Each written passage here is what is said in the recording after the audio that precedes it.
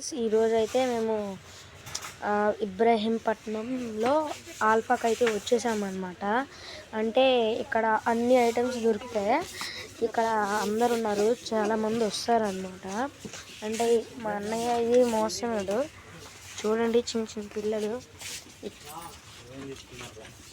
ఈ రోలో అయితే మామూలుగా ఇడ్లీ రవ్వలు, పిండులు అట్లాంటివి అయితే ఉన్నాయన్నమాట. ఇవైతే మసాలాలు అన్నమాట ఫ్రెండ్స్.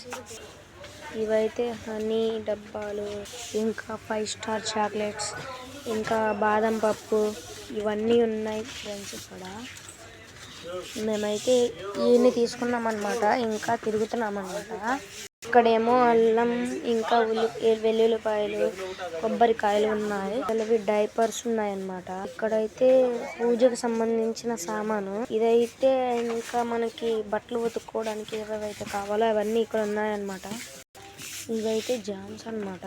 ఇక్కడ బిస్కెట్ ప్యాకెట్స్ ఇవన్నీ ఉన్నాయి. ఇక్కడైతే సంతూర్ సబ్స్, ఇంకా సబ్స్, ఫ్లోర్ క్లీనింగ్వి ఉన్నాయి, హ్యాండ్ వాష్వి.